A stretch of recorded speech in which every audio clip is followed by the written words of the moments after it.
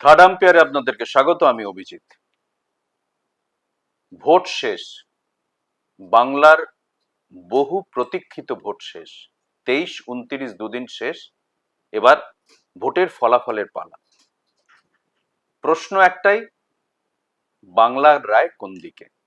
প্রশ্ন একটাই, আবার কি মসনদে মমতা বন্দ্যোপাধ্যায়, নাকি অন্য কিছু হলেও ঘটতে পারে? এ প্রশ্ন, এ জিজ্ঞাসা তো থাকবেই।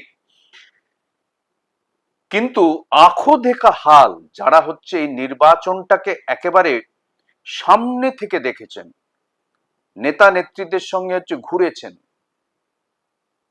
যারা মানুষের সঙ্গে কথা বলেছেন, এলাকায় এলাকায় গিয়েছেন, খবর করতে গিয়েছেন, তারা যেভাবে দেখবেন তা অন্যদের চেয়ে নিশ্চিতভাবে একটু অন্যরকম হবে, একটু নিরপেক্ষ হবে।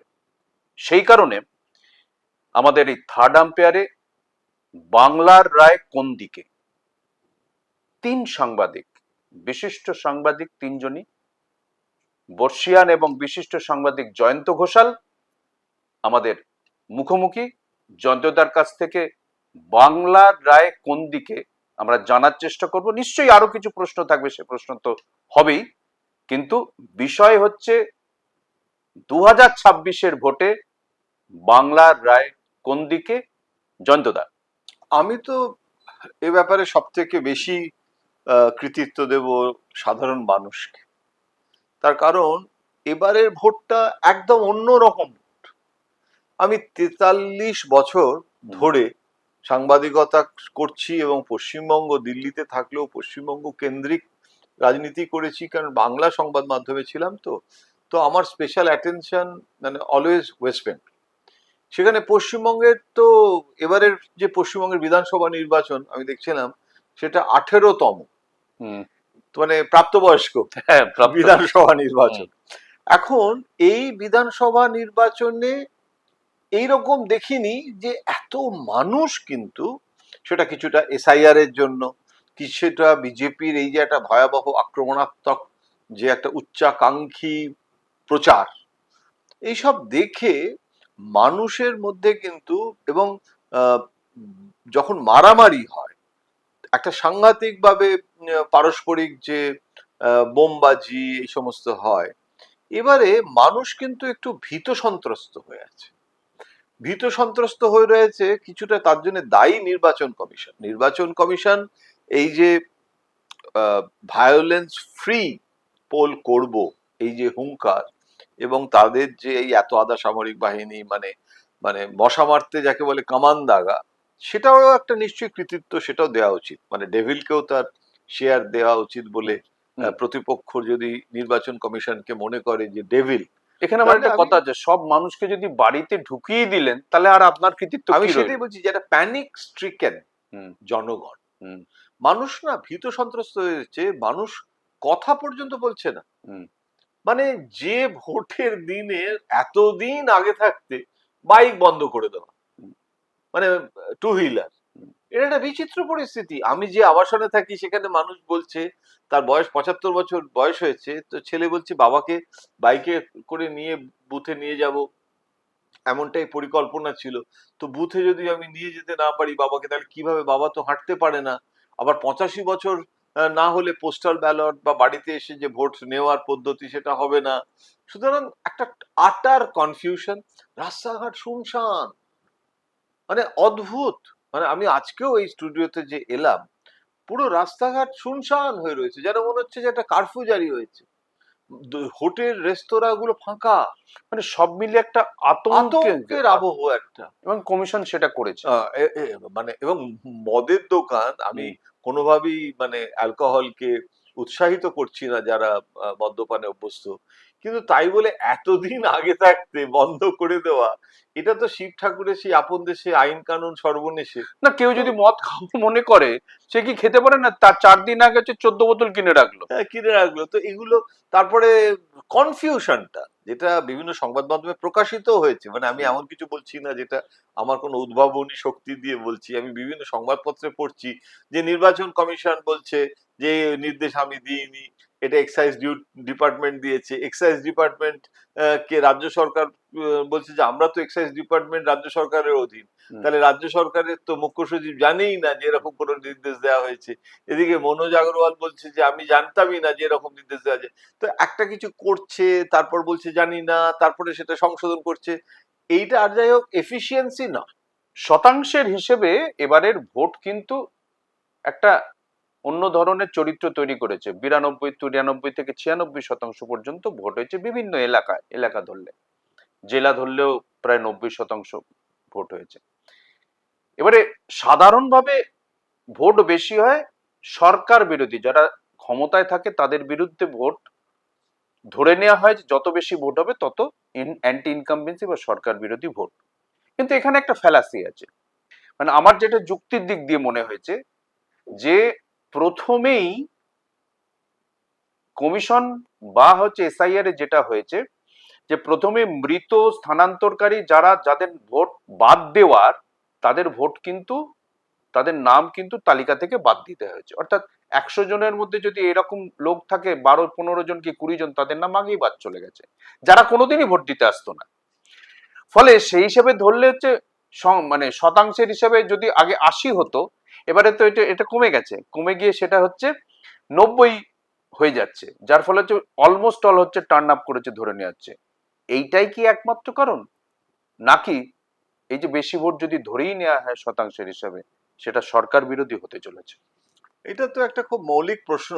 প্রথমে আমি যেটা তুমি বলে দিতে চাই, যে তুমি যেমনটা বললে যে এই যে অ্যান্টি ইনকমব্যান্সি ভোট আর প্রচুর ভোট পড়া মানে টার্ন আউট, তুমি যেমন বললে, মানে খুব প্রখ্যাত সেফোলজিস্ট মানে প্রণয় রয়, উনি ওনার যে বই ইন্ডিয়া রিসাইডস, এবং সেখানে না এক্সপ্লেইন করেছেন, আমি অত মানে সূক্ষ্ম আলোচনায় না গিয়ে ব্রডলি ওনার বক্তব্যটা বলছি, যে বহু নির্বাচনের ভিত্তিতে উনি এই সিদ্ধান্তে উপনীত হয়েছেন যে টার্ন আউট আর অ্যান্টি ইনকামবেন্সি সবসময় কিন্তু দে ডোন্ট মানে গো টুগেদার।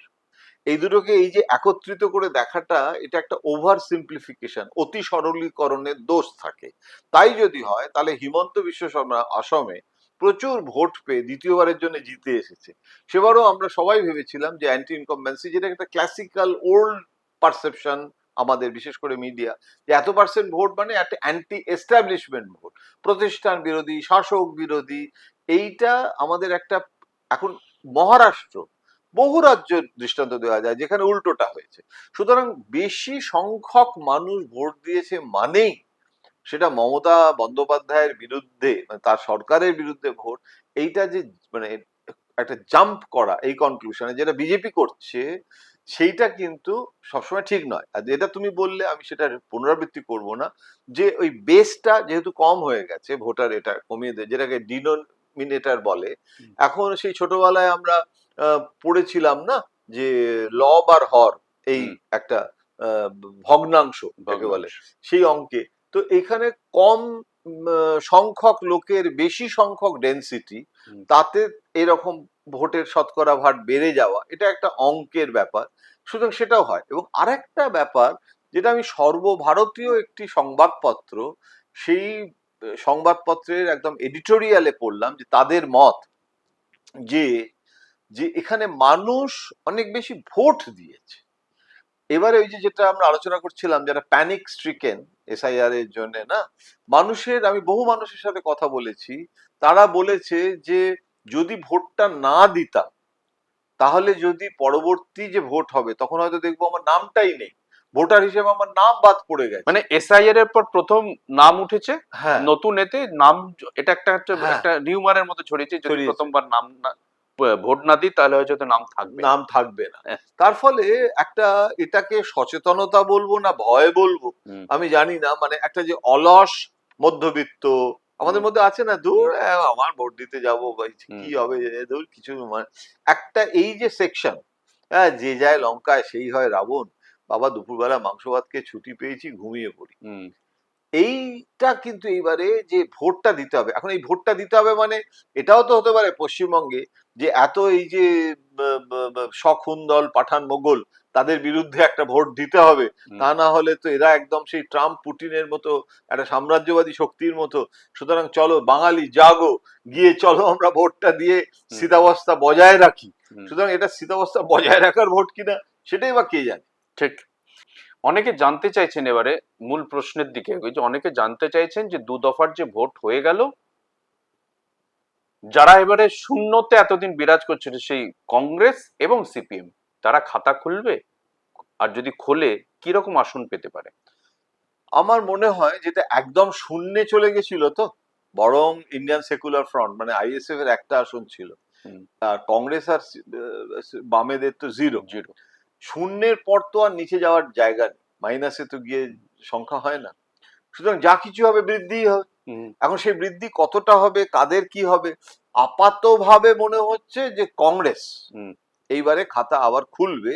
তার কারণ মুর্শিদাবাদে যেরকম অধীর চৌধুরীর আসনটা কিংবা আরো কিছু কংগ্রেসের আসনে জয়লাভের সম্ভাবনা রয়েছে, এবং সেটা 4 তারিখই বাক্স খুললে বোঝা যাবে।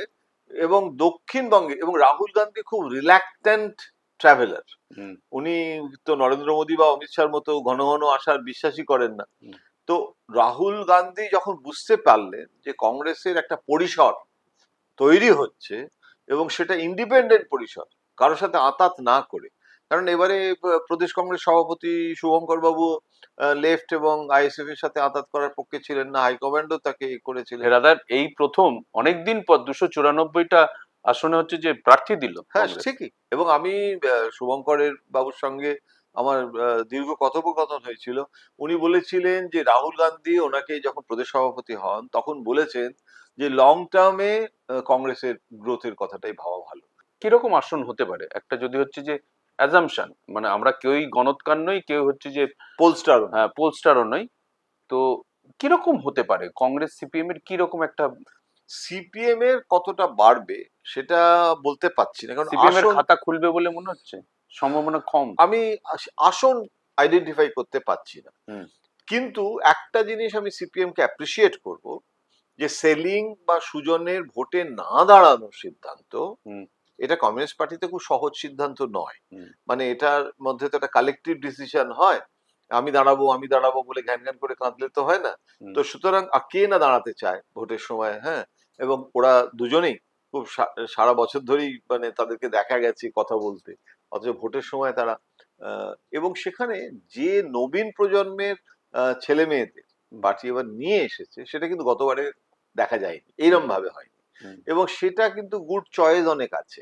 এবং তারা যদি ভোট কিছুটা পায়, সেই ভোটটা কিন্তু গতবারে যেরকম একটা অ্যাপ্রোচ ছিল না যে আগে রাম পরে বাম, এবারে কিন্তু সিপিএম এর কোন নেতা বা সিপিএম এর সমর্থকদের মুখও সে কথা শুনছি না। তারা বলছে সিপিএম কে আনতে হবে, সিপিএম এর। তো সিপিএম এর যদি নিজস্ব ভোট সিপিএম ফিরে পায় কিছুটা, তাহলে সেটা কিন্তু বিজেপির জন্য কিন্তু খুব আনন্দদায়ক ঘটনা নয়। মানে আমরা একটা কনক্লুশনে আসতে পারি যে সিপিএম এর 4% ভোট বেড়ে 6% কি 7% হতে পারে, কিন্তু আসন আইডেন্টিফাই করা যাচ্ছে না। কিন্তু কংগ্রেসের হতে পারে, কংগ্রেসের আসন হতে পারে। সেটা কিরকম হতে পারে? মানে 4-5টা আসন হতে পারে আমার মনে হচ্ছে, কিন্তু আমি এটা একদম মানে না এটা তো ভেরি ব্যাড ইন মানে ম্যাথমেটিক্স। আচ্ছা, এবারে যেটা সবচেয়ে বড় প্রশ্ন, দুটো প্রশ্ন থাকবে। তার প্রথম প্রশ্ন হচ্ছে যে ভবানীপুর এবং হচ্ছে নন্দীগ্রাম, নন্দীগ্রামে কি হবে? পবিত্র কর, পবিত্র করটা কিন্তু শুভেন্দু বাবুর জন্য যথেষ্ট যন্ত্রণার কারণ, বেদনার কারণ হতে পারে। তার কারণ অনেকে ভেবেছিল যে সাধারণত হয় না যে এই ধরনের কোনো হাই প্রোফাইল নেতার বিরুদ্ধে প্রতিপক্ষ একটা কোনো মানে শোপিস, একটা কোনো সিনেমার আর্টিস্ট বা একটা কোনো সেলিব্রিটি, হ্যাঁ, মানে যেরকম বিজেপি যেরকম অভিজিৎ গাঙ্গুলিকে নিয়ে একবার করেছিল, জিতেও গেছিলেন ঘটনাচক্রে লোকসভার এতে, ওই রকম একটা এক্সপেরিমেন্ট তৃণমূল করতে পারে। কিন্তু তৃণমূল যে অনেক আগে থাকতে এইরকম একজনকে ভেবে রেখেছে, এবং সেটা কিন্তু আগে থাকতে প্রি প্ল্যান কথা বলে, অথচ সেটা নাটকীয় ভাবে শেষ সময়, নমিনেশনের সময় ক্যামাক্সিতে আসছে, এবং তারপরে ওটা তো একটা ড্রামা, তার একটা ইম্প্যাক্ট হলো। এবং এটাতে না মানে একদম মানে শুভেন্দুবাবুর জন্য এই কারণে অসুবিধাজনক, শুভেন্দুবাবু ওর বিরুদ্ধে কিন্তু ব্যক্তিগতভাবে কিছু বলতে আক্রমণ করতে পারছেন না। একদম ঘনিষ্ঠ এক ঘনিষ্ঠ নম্বর। এক নম্বর, এবং যাকে বলা যেতে পারে যে সমস্ত কিছু জানে, হ্যাঁ, নন্দীগ্রামটা নার্সিংই করতো বোধহয়। ওই করতো। হুম। মানে এটা অনেকটা হচ্ছে কি, মানে যে আমার সেনাপতি হুম। তাকেই যদি প্রতিপক্ষ নিয়ে চলে যায়, হুম। মানে মানে টাটা কোম্পানির সিইও সে চলে গেল রিলায়েন্স, হুম।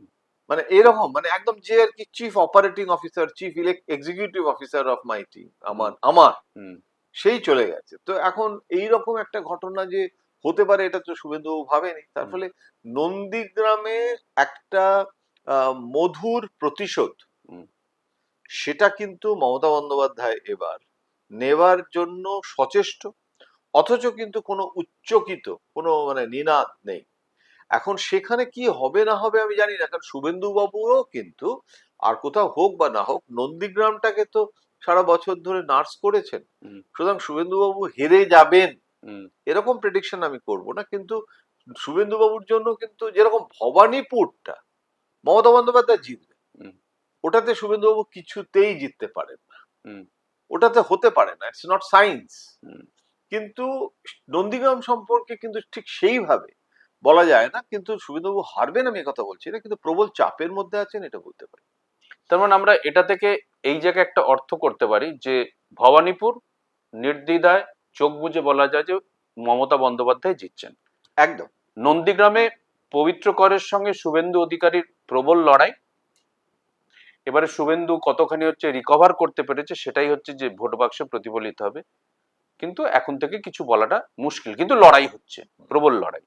যদি সার্বিক গোটা বাংলার ভোটের কথা হচ্ছে ভাবা হয় এবং তৃণমূলের যা প্লাস এবং যা মাইনাস সেটা যদি চোখের সামনে রাখা হয়, তৃণমূল এবারে কত পেতে পারে, প্রথম কথা সরকার করছে কিনা, আর দ্বিতীয় কথা পেলে কতর মধ্যে পেতে পারে।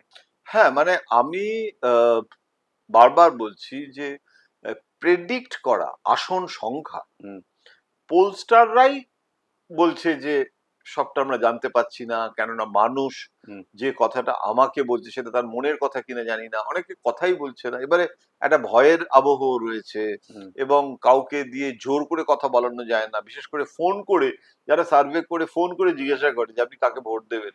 আমার তো মনে হয় এটা কমপ্লিট ইউজলেস, নির্বাচন কমিশনের বরং ফোনে সমীক্ষা করাটা ব্যান করা উচিত। কারণ ফোনে আবার সমীক্ষা কি, ফোন করে। কিন্তু তুমি যে প্রশ্নটা করছো এটাকে যদি খুব অ্যামেচারিস্ট ওয়েতে, মানে জাস্ট একটা একটা মানে ইলেকটোরাল পলিটিক্স এর নিয়ে আমরা আড্ডার ছলে যদি বলি, তাহলে আমার যেটা মনে হয়, আমার যেটা মনে হচ্ছে, আমার কিন্তু সাবজেক্ট টু কারেকশন, এই যে লোকে বলছে না এটা ফটো ফিনিশ রেজাল্ট হবে, এবং একদম হাড্ডাহাড্ডির লড়াই, আহ, দুপক্ষই প্রায় ছুঁই ছুঁই, এবং কোনো পক্ষের একটু কমে গেলে দল ভেঙে নিয়ে গঠন করে নেবে, অনেক রকমের থিওরি তো চলছে, এগুলো তো ভোটের আগে সবসময় হয়। আমার না সেটা মনে হচ্ছে না। আমার মনে হচ্ছে যে যে পরিস্থিতিটা দাঁড়িয়েছে তাতে একটা আইদার অর ম্যান্ডেট হবে। আইদার মানুষ প্রচন্ড ক্ষেপে গিয়ে মমতার পক্ষে, বিজেপির ওপর ক্ষেপে গিয়ে মমতার পক্ষে ভোট দেবে, যে এটা হচ্ছেটা কি, এটা কিন্তু একটা বিরাট অ্যাটিটিউড আছে, এটা হচ্ছেটা কি। প্রথম দিকটায় তো মোটামুটি আমরা মমতার ব্যাপারে অনেক ব্যাপারে আমাদেরও মোহভঙ্গ আছে, আমাদের এই সমস্ত সিভিক অ্যামিনিটিস নিয়ে কত প্রবলেম আছে, এগুলো আছে। হাওড়াতে জেনারেল হসপিটাল, এখন অরূপ রায় বলছেন সেদিনকে যে মানে ভোটের আগে যে জেনারেল হসপিটালটাকে আমাকে নজর দিতে হবে। তো আমি ফেসবুকে দেখছিলাম কেউ কমেন্ট করেছে যে 15 বছরে নজর পড়েনি এখন দিচ্ছেন। আবার এটা হতে পারে যে অ্যান্টি ইনকামবেন্সি জেনুইন, যে 15 বছর ধরে এটা কেন হয়নি ওটা কেন হয়নি।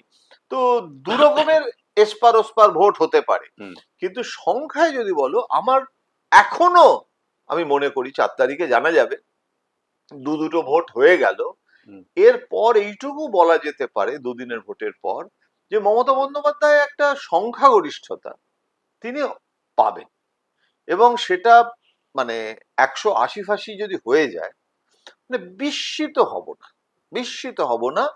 তারপরে দেখো এখন মানে ভোট বাক্সে কি আছে, এবং যখনই কোনো পরিবর্তন হয়, যদি সত্যি সত্যি সেরকম কোনো ব্যাপার থাকে, তাহলে তো আগে জানা যায় না। হুম, ইন্দিরা গান্ধীকে মতো নেত্রীকে রাজনারায়ণ হারিয়েছে ভোটে, যে মমতা বন্দ্যোপাধ্যায় মাননীয় ভট্টাচার্যের কাছে হেরেছে। হুম, সুতরাং নির্বাচনে দেখো জয় পরাজয় থাকে, কিন্তু সেটা এখনো পর্যন্ত, আমি অ্যামেচারিস্ট হতে বলছি, আমার আন্ডারস্ট্যান্ডিং থেকে বলছি, বিশ্লেষণের ভিত্তিতে বলছি, কারণ ভোট ব্যাংক যেগুলো না, মুসলিম ভোট ব্যাংক শতকরা 30 ভাগ মমতাকে ছেড়ে তো গেল না, ভোট তো ভাঙলো না। মহিলারা এখনো পর্যন্ত মমতাকে ছেড়ে গেল না, ওবিসি বলো, মতুয়া বলো। মতু না হলে নরেন্দ্র মোদী দেশের প্রধানমন্ত্রী, তিনি মতুয়ার মন্দিরে কতবার যাচ্ছেন, মাথা হুম, ঠেকাচ্ছেন। হুম, তো কোথাও তো একটা মানে ডাল মে কালা হয়। হুম। তো আমার যেটা মনে হয় যে মমতা বন্দ্যোপাধ্যায় কমফোর্টেবল মেজরিটি নিয়ে আসবে।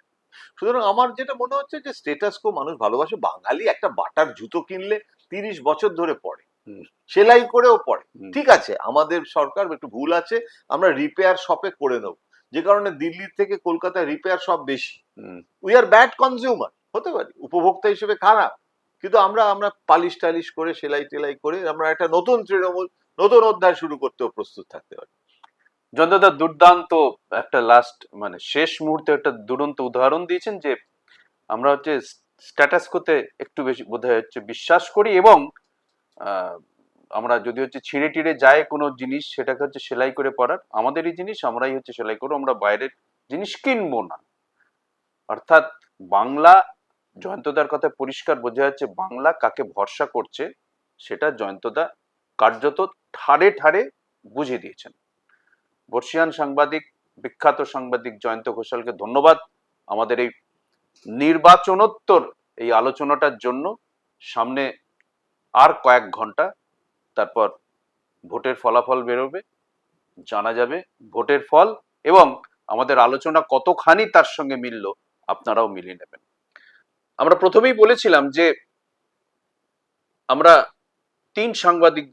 সাংবাদিকের সঙ্গে কথা বলবো।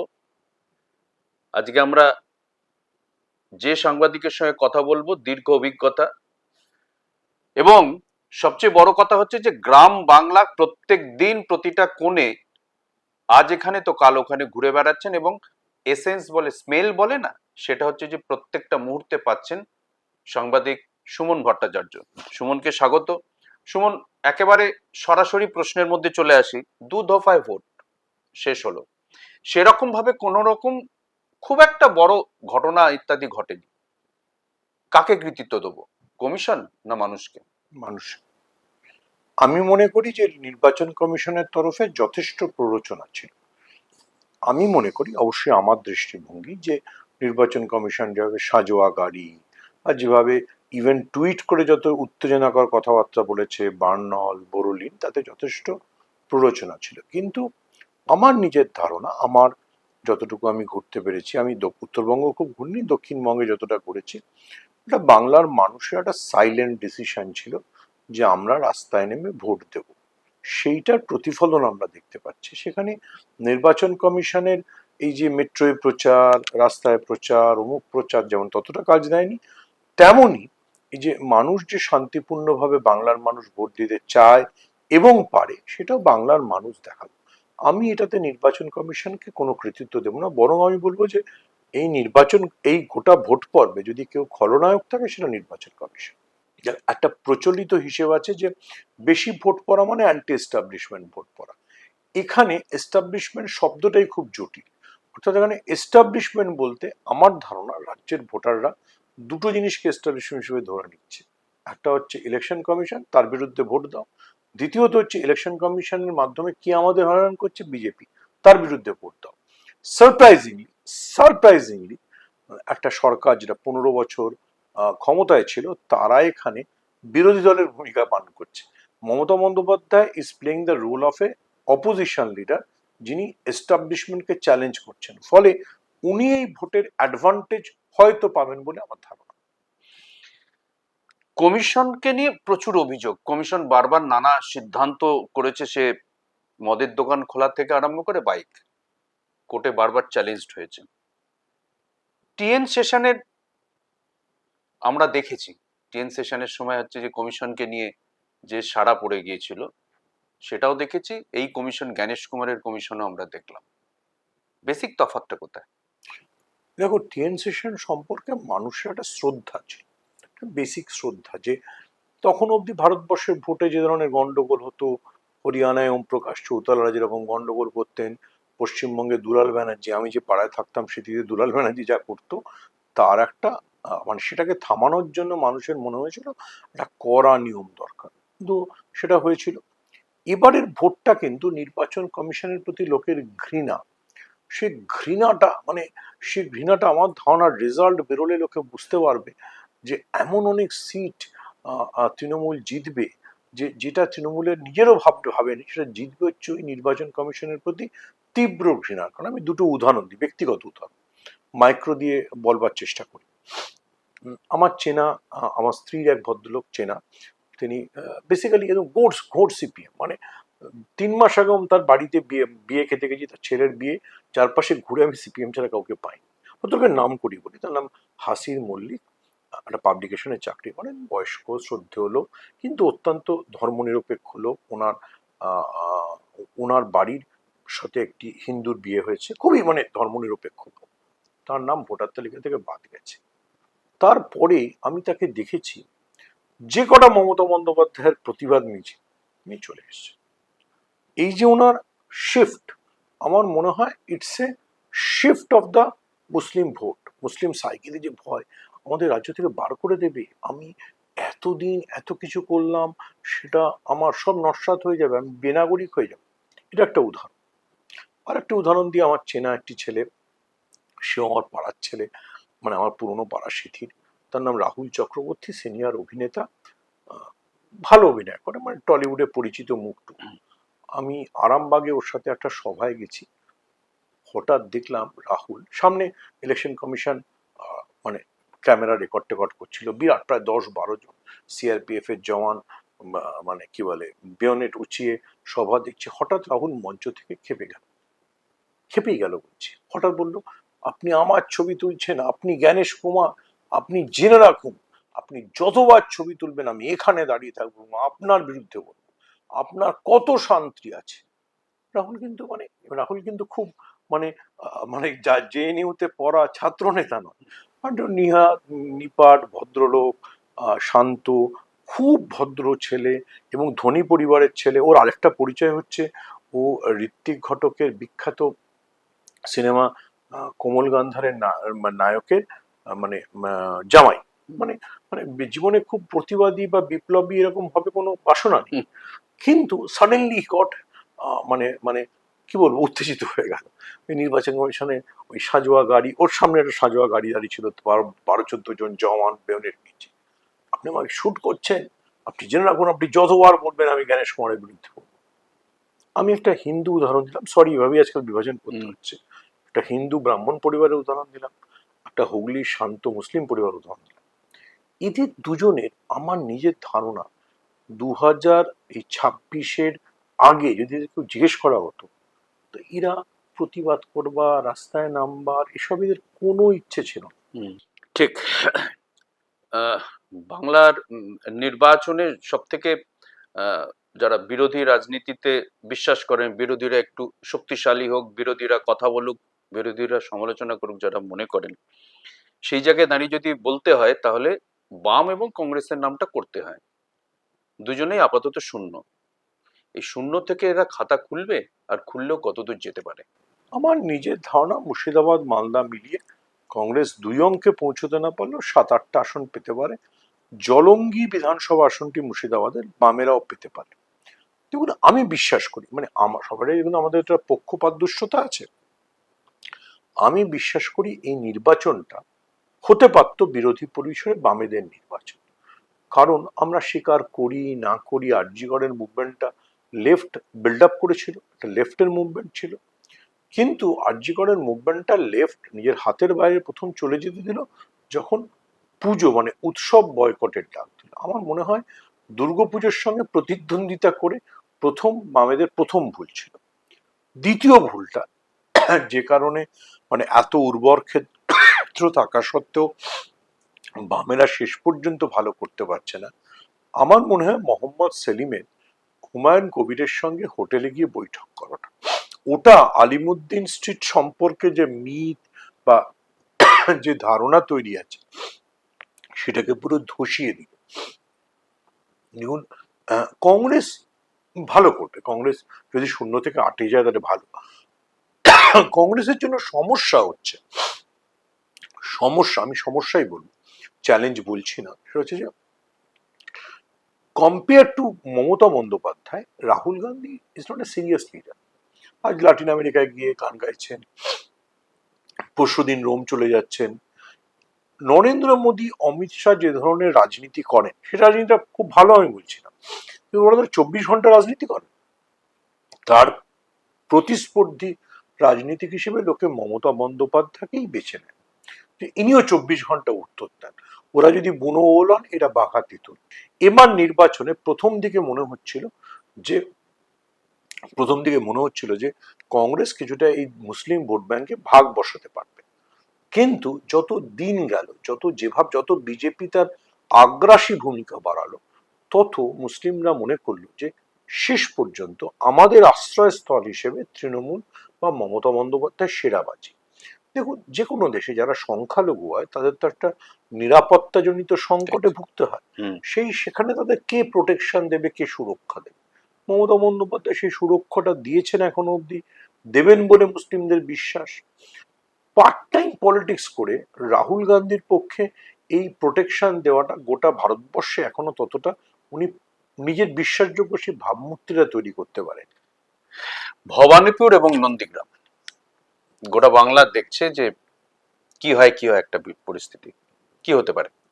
আমার ধারণা ভবানীপুরে মমতা বন্দ্যোপাধ্যায় জিতবেন, যথেষ্ট ভালোভাবেই জিতবেন। ভবানীপুর সম্পর্কে যে মিথটা তৈরি হয়েছে, ইটস এ ভেরি আপস্কেল একটা নেবারহুড, যেখানে শুধুমাত্র বড় লোকরা থাকে, সেটা তো না। ভবানীপুরে একটা প্রান্তিক মানুষরা থাকেন, 3টে ওয়ার্ডে মুসলিমদের বাস, প্রচুর বিহারি এবং ওড়িয়া প্রান্তিক মানুষরা থাকেন, তারা মমতা বন্দ্যোপাধ্যায়ের ভোট ব্যাংক। নন্দীগ্রাম আমার ধারণা শেষ পর্যন্ত শুভেন্দু অধিকারী বার করে নেবেন। নন্দীগ্রামের মানে পূর্ব মেদিনীপুর এবারে বিজেপির জন্য সবচেয়ে ভালো রেজাল্ট দেবে আমার ধারণা। ফলে পূর্ব মেদিনীপুরে তৃণমূলের জন্য খুব ভালো কিছু প্রত্যাশা না করাই ভালো। তৃণমূল নেতারা বলছেন যে গতবারের 213 থেকে একটা বেশি হলেও আমরা একটা আসন বেশি পাবো।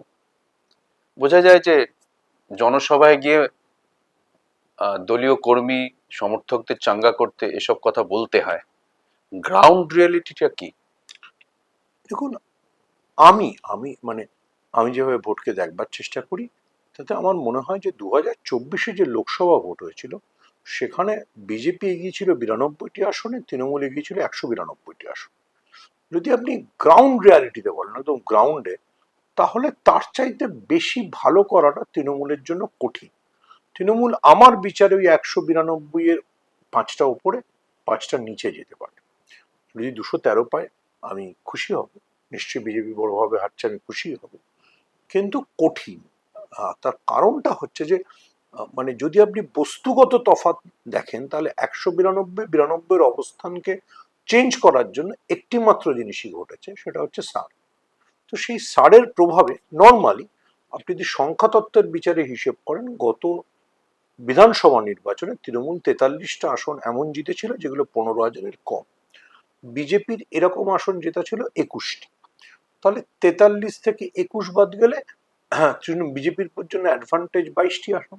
তাহলে তৃণমূল ওই 192 থেকে 22টা আসন হারানোর কথা। Normally Trinamool should be down to 170, BJP should increase to 92 from 110।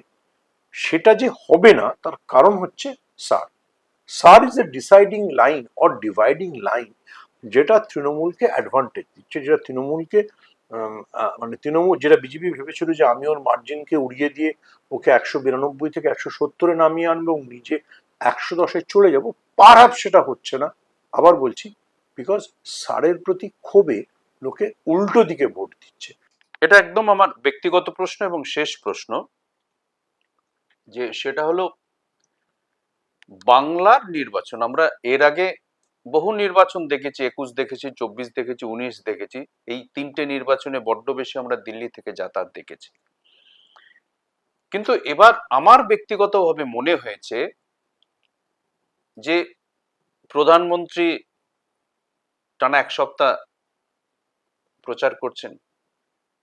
স্বরাষ্ট্রমন্ত্রী তো প্রায় 2 সপ্তাহ হচ্ছে টানা থেকে গেলেন, তারপর গঙ্গা জলে স্নান করে গেলেন।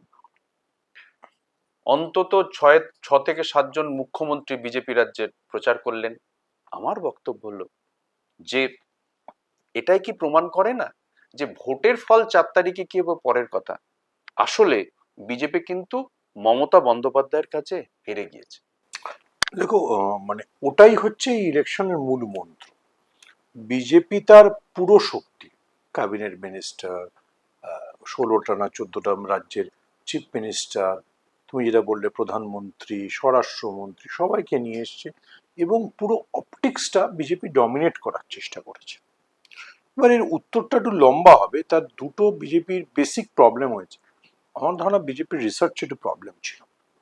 আমি এটা একটি ইংরেজি চ্যানেলকেও সাক্ষাৎকার দেওয়ার সময় বললাম যে দুটো জিনিস প্রথম মাথায় রাখতে হবে। এক হচ্ছে যে বাঙালি, মানে জাতিগতভাবে বাঙালি কেন্দ্রের সাথে একটা বিপ্রতিভ অবস্থানে অবস্থান করে। সেটা শশাঙ্ক যখন 612 খ্রিস্টাব্দে হর্ষবর্ধনকে চ্যালেঞ্জ করে দিয়েছিলেন তখনও অবস্থান করতেন, যখন সুভাষ বোস গান্ধীকে চ্যালেঞ্জ করছেন তখনও অবস্থান করতেন, যখন বিধান রায় নেহেরুকে চ্যালেঞ্জ করছেন তখনও অবস্থান করতেন, যখন জ্যোতি বসু দিল্লির ইন্দিরা গান্ধী সরকারকে চ্যালেঞ্জ করছেন তখনও অবস্থান করতেন। মমতা বন্দ্যোপাধ্যায় সেই ধারাটাকে জেনেছে।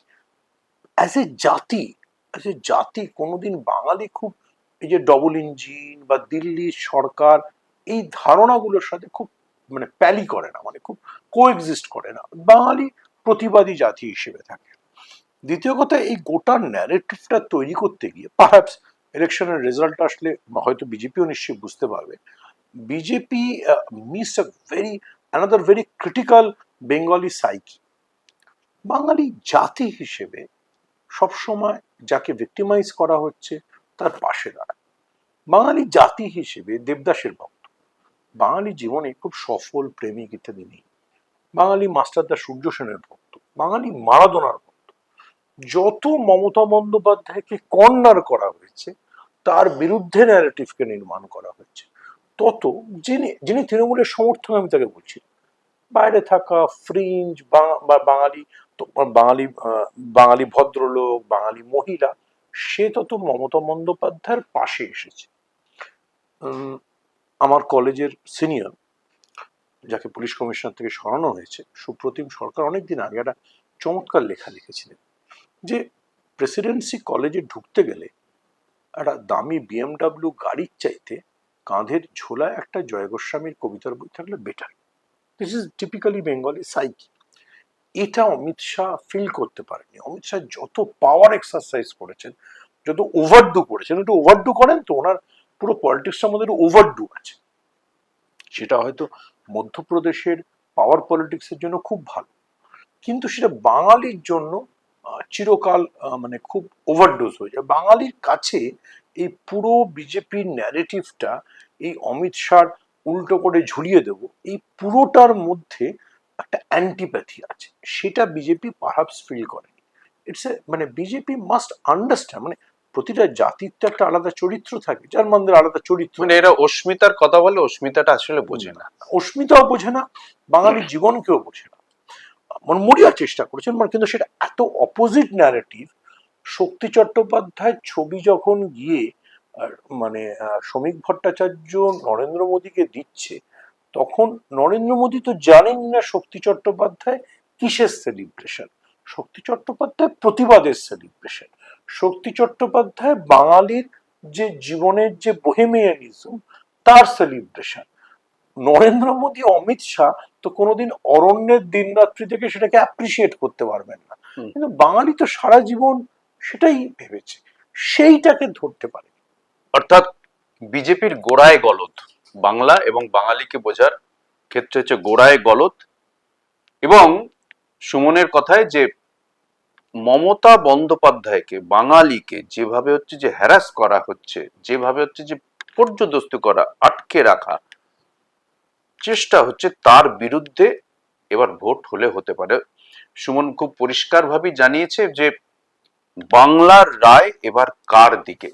আমরা যে 3 সাংবাদিকের মুখোমুখি হওয়ার কথা বলেছিলাম, তার অন্যতম সাংবাদিক মনীশ কীর্তনিয়া এই সময় তরুণ এবং এক্সপিরিয়েন্সড, অভিজ্ঞ বয়সের মনীষ এখন আমাদের থেকে অনেকটাই কম, কিন্তু বহুদিন ধরে হচ্ছে রাজনৈতিক পরিবৃত্তে ঘুরছে। শুধু তাই নয়, এবারের ভোটে ও কিন্তু হচ্ছে উত্তর থেকে দক্ষিণ চষে ফেলেছে। যাদের সঙ্গে, নেতাদের সঙ্গে ঘুরেছেন, কথা বলেছেন সাধারণ মানুষের সঙ্গে, জনতার ঢেউ কোন দিকে, জনতা কাকে চাইছে না, সেসব জিনিস পুরোটাই হচ্ছে দেখেছে, যাকে বলে আঁখো দেখা হাল। আমরা মনীষের কাছ থেকে জানতে চাইবো যে বাংলার রায় কোন দিকে। বাংলার সিগন্যাল গ্রিন। দুটো দফার ভোট হয়ে গিয়েছে। প্রথম দফায় দেখেছি, দ্বিতীয় দফায় দেখলাম কিছু ঘটনা অবশ্যই ঘটেছে, কারণ ভোটে সম্পূর্ণ ঘটনাবিহীন ভোট হবে বঙ্গে, এটা কার্যত অসম্ভব। ঘটনা ঘটবে, তবে হ্যাঁ কম ঘটেছে সেই অর্থে। উত্তরবঙ্গ দিয়ে শুরু করি। তুমি যদি উত্তরবঙ্গের কোচবিহারের একেবারে শেষ প্রান্ত তুফানগঞ্জ থেকে শুরু করো, যেখানে প্রাক্তন ক্রিকেটার দাঁড়িয়েছেন, সেখান থেকে আবার পাথর প্রতিমায় সমীর জানা বয়স্ক, আর মালদা রতুয়া সমর মুখোপাধ্যায় বয়স্ক 84 বছরের তরুণ তুর্কি বলবো আমি। এইবার আমি যদি এই যে তিনটে ধাপ দেখি, তিনটে জায়গাতে গিয়ে দেখেছি পাথর প্রতিমা দিয়ে প্রচার শুরু করেছে দেখাটা। কোচবিহার, বাকিটা দেখেছি মালদা। অ্যান্টি ইনকামবেন্সি ফ্যাক্টর অবশ্যই না, ছিল। ওটা আমি পরে আসছি, অ্যান্টি ইনকামবেন্সির পরে আসছি। আমি বলতে চাইছি যে এই যে তুলনামূলকভাবে ঘটনাবিহীন হচ্ছে, তুলনামূলকভাবে ঘটনাবিহীন ভোট হলো, এটার কৃতিত্ব আমরা কাকে দেবো? কমিশন না মানুষকে? সাধারণ মানুষকে। সাধারণ মানুষ।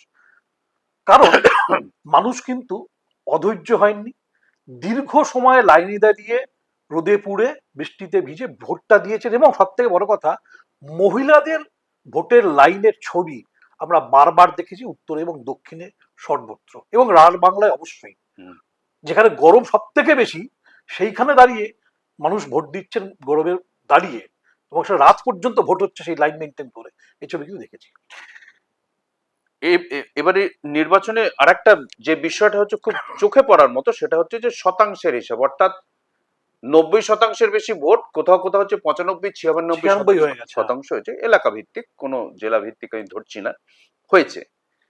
এটাকে অনেকে ধরছেন যে অ্যান্টি ইনকামবেন্সি বা সরকার বিরোধী ভোট বলছেন। সাধারণভাবে তার দেখা যায়, যদিও বিভিন্ন সেফোলজিস্টরা বলছেন যে বেশি ভোট মানেই শাসক বিরোধী, শাসক বিরোধী, এটা তা নয়। আরেকটা দিক আছে, তুমি খেয়াল করে থাকবে, বিভিন্ন সংবাদ মাধ্যমের ছবি দেখেছে, আমরাও খবর করেছি, যে পরিযায়ী শ্রমিকরা ট্রেনে করে, বাসে করে বিভিন্ন জায়গা থেকে এসে তারা কিন্তু নিজেদের ভোটটা দিচ্ছে। তার কারণ এবারের ভোট বাংলার অস্তিত্ব রক্ষার ভোট, নিজের অস্তিত্ব রক্ষার ভোট, এবং রাগের ভোট, প্রতিশোধের ভোট, প্রতিরোধের ভোট। না, কিন্তু এখানে একটা আছে, এটা যদি প্রতিবাদ, প্রতিরোধ ইত্যাদির তুমি যে বিষয়গুলো বললে, আমি সেই বিষয়ের মধ্যে ঢুকতে চাইছি না, সে তো ফল বলবে। কিন্তু আমার যেটা মনে হয়েছে যে একটা বিজেপি হাওয়া তুলে দিতে পেরেছে, বা বলবো যে তৃণমূল বা রাজনৈতিক মহল প্রশ্নাতীত ভাবে একটা হাওয়া তুলতে পেরেছে, যে এবার যদি ভোট না দিই তাহলে এসআরএ এর নামটা থাকবে না, এরকম একটা হচ্ছে যে চলেছে, যেটা হচ্ছে আদৌ ঠিক নয়। হ্যাঁ। তো এই হাওয়ার জন্য তো ভোটের হচ্ছে যে ভোট দেওয়ার পার্সেন্টেজ বেড়েছে। কিন্তু এবার যদি হাওয়া যদি বলো, 21-এ বিজেপি এর থেকে হাওয়া বেশি ছিল, মানে ওই যে বলছি না রায় কোন দিকে, এর থেকে হাওয়া বেশি ছিল। এবার কিন্তু তা নয়। মাথায় রাখতে হবে, এর মাঝখানে মমতা বন্দ্যোপাধ্যায় একের পর এক প্রকল্পগুলো যেগুলো নামিয়েছেন, সেই প্রকল্পকে কমব্যাট করতে পারছে না। এই ভোটের মাঝখানে, প্রচারের মাঝখানে পাড়ায় পাড়ায় প্রচুর মানুষ ধরা পড়েছে 3000 টাকার ওই অন্নপূর্ণা ভান্ডার না কি তাদের, সেই ফর্ম ফিল আপ করতে। তার মানে কি লক্ষ্মীর ভান্ডারকে কমব্যাট করা যাচ্ছে না। যুবসাথী প্রকল্পে যে টাকাটা, সেটা কমব্যাট করা যাচ্ছে না। এর আগে যে সারা বছর ধরে যে বিভিন্ন প্রকল্পের বিষয়গুলো কমব্যাট করা যাচ্ছে না। চা বাগানের যে ছাড়গুলো কমব্যাট করা যাচ্ছে না। শ্রমিকদের মজুরি বৃদ্ধি কমব্যাট করা যাচ্ছে না। চারদিক থেকে তুমি নির্বাচনটাকে দেখেছো, চারদিক থেকে, মানে উত্তর থেকে দক্ষিণ, দীর্ঘ প্রায় 15 দিন ঘোরার ফসল হিসেবে যদি আমি ধরি, মানুষের মনের মধ্যে কি ধারণা তৈরি হয়েছে? কমিশন একটু বেশি বেড়ে খেলেছে? হ্যাঁ, বেড়ে খেলেছে। দুটো ধারণা তৈরি হয়েছে, বেসিক্যালি দুটো, যে কমিশন বেড়ে খেলছে। এক, যারা একটু শিক্ষিত মধ্যবিত্ত বা যারা পড়াশোনা করার লোক, তারা চর্চা করে, তারা বলছেন কমিশন বেড়ে খেলেছেন। আর একেবারে যারা মাটির দেহাতি মানুষ যারা বাগানে কাজ করেন, মাটিতে কাজ করেন, জমিতে কাজ করেন, যাদের এই চর্চাটা নেই যে কমিশন বিলে খেলছে বা বিএলও হ্যানা, তারা এই যে চর্চাটা সেটা তো তাদের মধ্যে নেই। তারা যেন আমাকে ভোট দিতে হবে, কোথায় দেবো, আমি আমার দিলে ভালো হবে, সেই বোধটুকু তাদের আছে। তারা মোটেই অবোধ নয়, কিন্তু তারা ভাবছে আমি যদি এবার ভোট না দিই আমাকে এবার তাড়িয়ে দেওয়া হবে, যদি ভোটটা তাড়িয়ে দেওয়া হবে, আর বিজেপি চলে এলে আমাদের এখানে থাকার জায়গা হবে না, খুব একটা গন্ডগোল বাঁধবে, অশান্তি হবে। এই যে মানুষের মধ্যে প্রাথমিক ঢুকে গেছে না, গন্ডগোল বাঁধবে, অশান্তি হবে। আমি বাবা যা আছি ঠিক আছি, হ্যাঁ তৃণমূলের অনেকগুলো কাজ তারা সমালোচনা করছেন, সমালোচনার যোগ্য, সমালোচনা করতেই হবে, কিন্তু বাবা তাও ভালো, ঠিক আছে থাক, বিজেপিতে কিন্তু আমাদের থাকা যাবে না। খুব সাধারণ যারা খেটে খাওয়া মানুষ তারা এই আলোচনা করছেন, তারা এই চর্চায় যাচ্ছেন। আর যারা চর্চা করছেন তারা বলছেন কমিশন বিজেপির কথায় চলছে, তারা বেড়ে খেলছে, তাহলে যে যে সিদ্ধান্ত ইমপ্লিমেন্ট করার কথা হয়েছে সব কটায় প্রায় কোর্টে ধাক্কা খেয়েছে। তাহলে তুমি করলে কেন? এসআইআর প্রথম পর্ব থেকে শুরু করে এই যে বিএলও মানে মাঝখানে থাকবে না, তাদের বার করে দেওয়া হবে, বিএলও ভেতরে থাকবে না, এজেন্ট থাকবে না, বাইক থাকবে না, সব কটা ধাক্কা খেয়েছে। বেশ, কমিশনের ধাক্কা আমরা মনীষের কাছ থেকে শুনলাম। এবার হচ্ছে যে একদম নিজের অভিজ্ঞতা থেকে তোমাকে বলতে হবে, সেটা হচ্ছে যে এবারের নির্বাচনে সব থেকে ইউনিক যে জিনিসটা হচ্ছে বহুদিন পর জাতীয় কংগ্রেস তারা 294টা আসনে প্রার্থী দিয়েছে। জোট হয়নি কংগ্রেস বাম বা কংগ্রেস সিপিএম এর জোট হয়নি।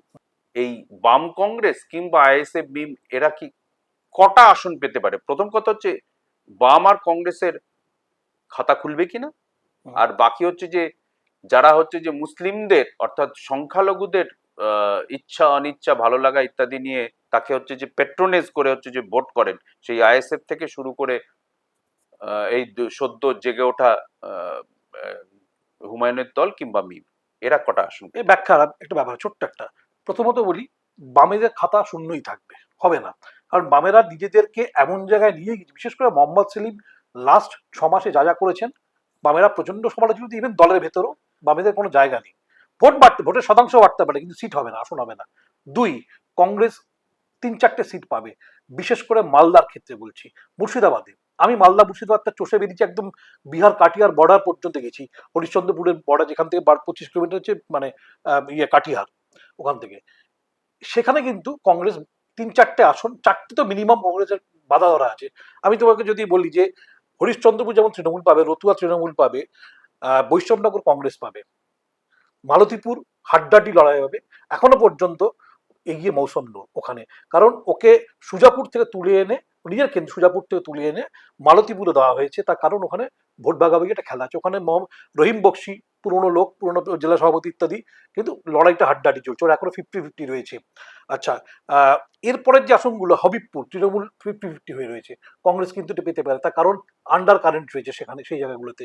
আমি এরকম 4টা একদম মালদা, মানে আমি বলছি মুর্শিদাবাদের ক্ষেত্রে কি হবে? এই যে মুর্শিদাবাদে একমাত্র আমি তোমাকে বলছি রেজিনগর, আমি বলতে চাইছি হুমায়ুনদের দল ইত্যাদি, হুমায়ুন ওখানে একটা সিট পেতে পারে, সেটা যে রেজিনগর। তার কারণ ওকে এক্সপোজ করে দিয়েছে তৃণমূল কংগ্রেস, ওই যে 1000 কোটি টাকার ডিল হচ্ছে ইত্যাদি করছে, এতে করে সমস্ত গোটা প্ল্যান চৌপাট হয়ে গেছে, এক্সপোজ হয়ে গেছে, মিম হাত ছেড়ে দিয়েছে, এবং বিজেপি ওকে এখন কি করছে না। একটা সিট হয়তো রেজিনগর কোনো মতে পেলেও পেতে পারে, বাকি কিন্তু ওখানে কংগ্রেসের আসন বাড়বে। বিশেষ করে ওখানে হচ্ছে সুতি, সাগরদিঘি এবং এই যে বেলটা মালদা। আচ্ছা, বহরমপুর সিটটা অদিত চৌধুরী দীর্ঘদিন বাদে বিধানসভায় লড়ছেন, প্রায় 28 বছর বাদে বিধানসভায় অদিত চৌধুরী লড়তে নেমেছেন, ওখানেও কিন্তু হাড্ডাহাড্ডি লড়াই হচ্ছে। এখন আমার নিজের ধারণা খুব হলে টান টান লড়াই হচ্ছে। অধীর আবার বিধায়ক হতে পারবেন সম্ভাবনা কিন্তু আছে। কিন্তু আবার কাঁদি দেখো, বড়েয়া কংগ্রেসের দিকে বড়েয়া পাবে না তৃণমূল, কান্দি অপূর্ব ডেভিড দা কাঁদি পাবে, হরিহর পাড়া তৃণমূল পাবে, এই কতগুলো আছে। কিন্তু ওখানে কংগ্রেস কিন্তু মালদা এবং মুর্শিদাবাদ মিলিয়ে কংগ্রেসের আসন কিন্তু ভালো হবে। কংগ্রেস বিধায়ক সংখ্যা এবার মানে আমরা ধরে নিচ্ছি যে কংগ্রেস খাতা খুলবে, এবং হচ্ছে শুধু খাতা খুলবে না, এবং চর্চার আসার মতো খাতা খুলবে। হ্যাঁ, মানে এটা হচ্ছে যে 5 থেকে 10 এরকম একটা আসন, 10 যদি না অন্তত 8টা তো যাবেই। বেশ, এইটা যেমন মালদা মুর্শিদাবাদের কথা এলো, ঠিক সেরকম উত্তরবঙ্গটা হচ্ছে যে বিজেপির একটা ঘাঁটি বলে ধরা হয়। প্রায় 40 সব মিলিয়ে হচ্ছে যে আসন কটা রয়েছে উত্তরবঙ্গে? তুমি যদি শুধুমাত্র 8টা জেলা ধরো, সেখানে হচ্ছে 54টা আসন। 54টা। আর এবারে ফেজ যেভাবে কাউন্ট ধরা হয়েছে, সব মিলিয়ে প্রথম ফেজের ভোট হয়েছে 152টা আসনে।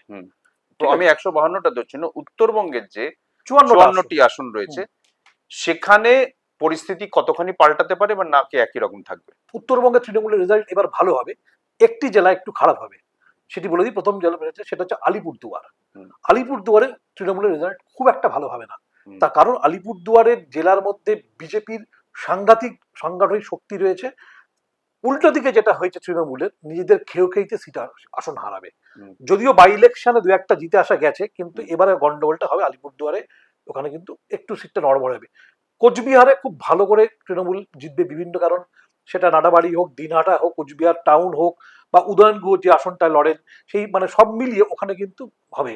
পার্থপ্রতিমকে আবার টিকিট দিয়েছে দল, পার্থপ্রতিম একদম কোচবিহার শহরে ওখানে টিকিট পেয়েছে, ও জিতবে। হিপি জেলা সভাপতি ওখানে, ও জিতবে।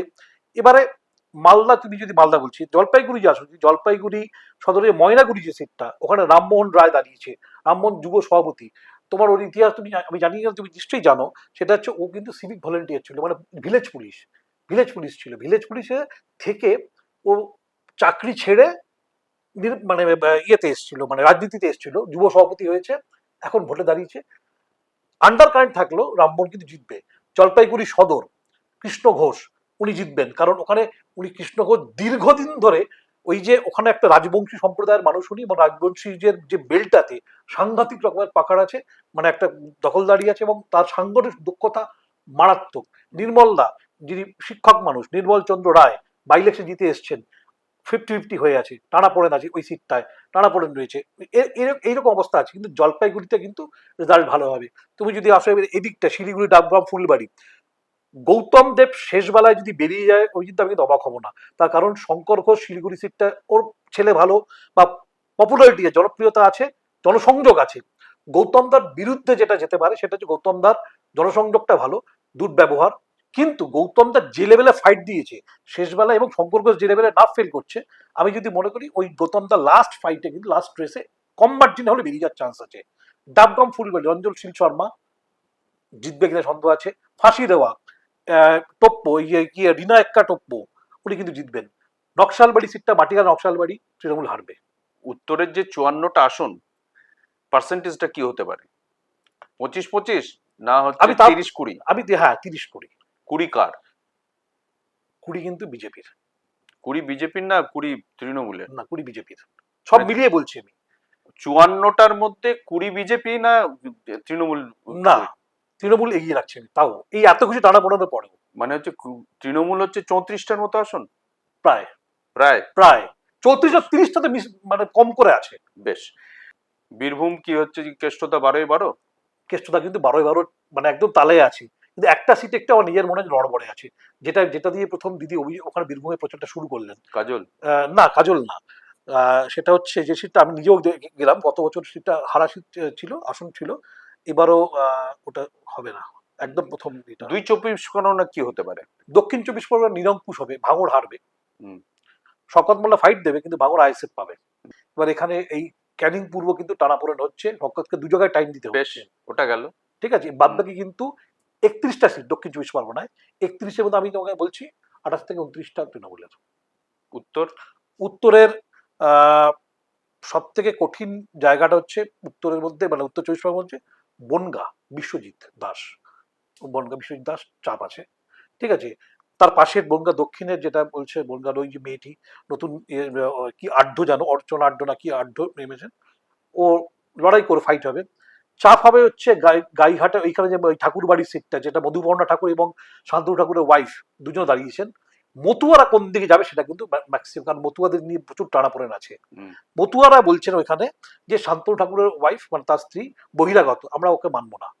ওখানে অন্য কেউ প্রার্থী হতে পারে, গোসাই বাড়ি কেউ, ঠাকুর বাড়ি কেউ প্রার্থী হতে পারতো, কিন্তু উনি তো বাইরে বহিরাগত, মানবো না। ননদার বৌদির লড়াই, আমি মধুপর্ণাকে ওখানে এগিয়ে রাখবো। জ্যোতিপ্রিয় মল্লিক হাবড়া, বালুদা পুরনো গাইঘাটার লোক, বা হাবড়া যাতায়াত আছে, হাবড়া কিন্তু জনসংযোগ আছে, লড়ে যাচ্ছেন, মার্জিন অল্প হবে, বালুদা বেরিয়ে যাবেন। অশোকনগর নারায়ণ গোস্বামী বেরিয়ে যাবেন, মার্জিন অল্প হতে পারে, বেরিয়ে যাবে। সব্যসাচী দত্ত বারাসাত বেরিয়ে যাবেন।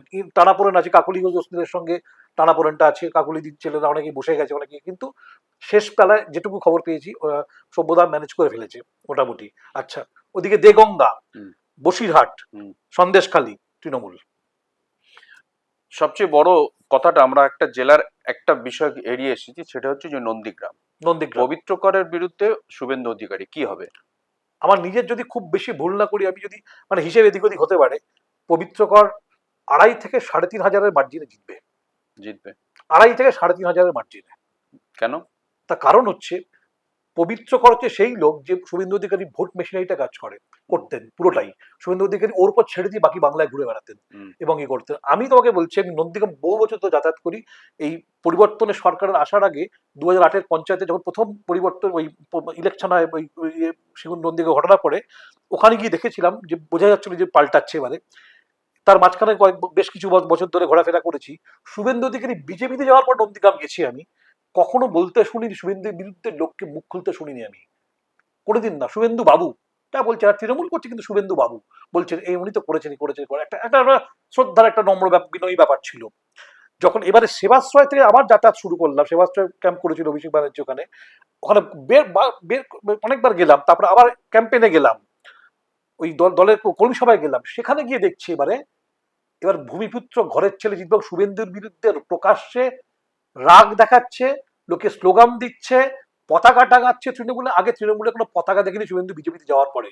নন্দীগ্রামের বিস্তীর্ণ অঞ্চল, যে তুমি সোনাচূড়া বলো, তালপাটি খালে এদিকটায় বলো, বিরুলিয়া বলো, ভগবানপুর বলো, বা যেখানে যেসব চত্বরগুলোতে, বা এই যে বুথটা মমতাদি গতবার ওখানে গিয়েছিলেন, আঁকড়ে পড়ে থাকলেন, ওই বুথে বলো, কোনো পতাকা ছিল না। মমতাদির সঙ্গে আমরা ঢুকেছি ওখানে, তৃণমূলে কোনো পতাকা নেই। মমতাদি একা লড়াই করে বুথ রক্ষা করেছে ওখানে। এবারে গিয়ে দেখলাম স্রোতের মতো পতাকা। তুমি নন্দীগ্রাম বাজারে, তুমি যদি মেন হাই রোড থেকে যখন গাড়িটা বাদিক নেবে, তুমি ঢুকতে পারবে, বিজেপির পতাকা আছে, তৃণমূলের পতাকা ভর্তি ওখানে। এটা কিন্তু আগে ছিল না। তা এবং ইয়াং ছেলেরা বাইক নিয়ে ঘুরছে, পবিত্রকর ঘুরছে। আর সব থেকে খেয়াল করে দেখবে তুমি, শুভেন্দু অধিকারীকে আমি ভোট করেছি বহু বছর, যখন তৃণমূলে ছিল তখন আমি ওর পেছনে ঘুরেছি, যখন বিজেপিতে তখনও ভোট করে দেখেছি। শুভেন্দু একটা ভোটে 40টা গাড়ি নিয়ে ঘুরেছিল একবার, একটা লোকসভা ইলেকশন তৃণমূলের তখন ছিল। বাকিও নন্দীগ্রামে ভোটটা দিয়ে ওর পার্টি অফিসে বসে কন্ট্রোল করতো, খবর নিত, যেরকম তারা করে থাকে। এইবার প্রথম দেখলাম পবিত্রকর পার্টি অফিসে ভোট টোট দিয়ে, বাইক টাইক দিয়ে পার্টি অফিসে বসে কন্ট্রোল করছে, খোঁজ নিচ্ছে এলাকা কি আছে। শুভেন্দু অধিকারী পাড়ায় পাড়ায় ঘুরে বেড়াচ্ছে, মুড়ি জল খাচ্ছে, ডাব খাচ্ছে, ডাবের জল খাচ্ছে, এই করছে। ওর টেনশনটা চোখে মুখে রয়েছে। তার কারণ হচ্ছে, কায়দা করে শ্রমিক ভট্টাচার্যকে বাঘের পিঠে তুলে দিয়েছে। নন্দীগ্রামে খেলছিল, ওকে বাঘের পিঠে তুলে ভবানীপুরে পাঠিয়েছে। ফলে ভবানীপুর সামলাবে না গড় সামলাবে, সকালে ভবানীপুর, বিকেলে নন্দীগ্রাম করতে হয়েছে। অত সোজা নয় বিষয়টা কিন্তু। ভবানীপুর কি হবে? মমতা বন্দ্যোপাধ্যায়। কত ভোট? মমতা বন্দ্যোপাধ্যায়।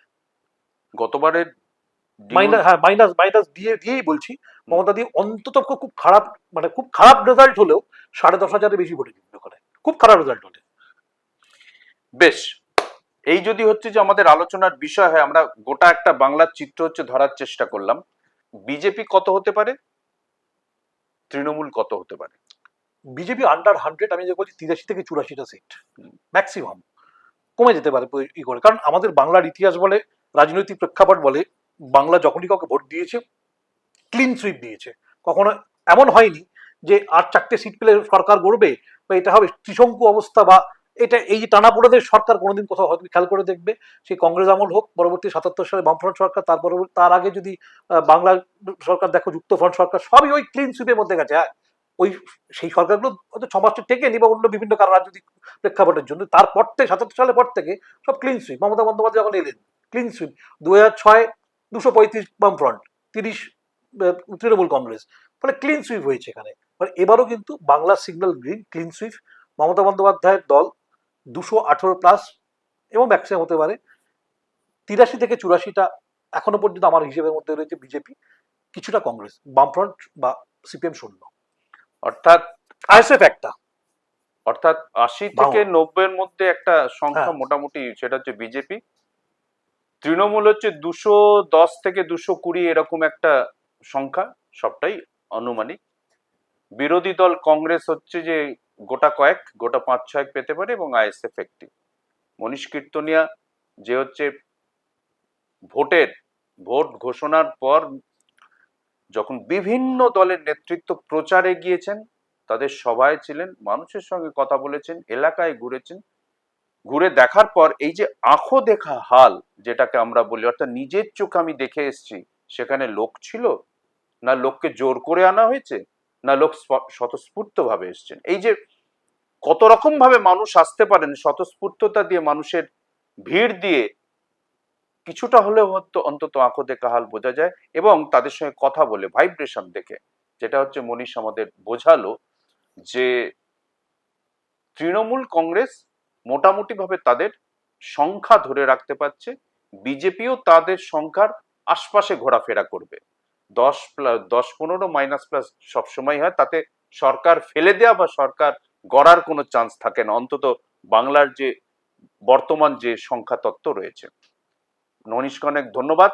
আমরা 4 তারিখ দেখব যে আমাদের সাংবাদিকরা যারা হচ্ছে একদম রাস্তায় নেমে হচ্ছে যে এসেন্সটা এনেছেন, ভোটের এসেন্সটা এনেছেন, তারা কতটা কাছাকাছি যেতে পারলেন আসল ফলাফলের কাছে।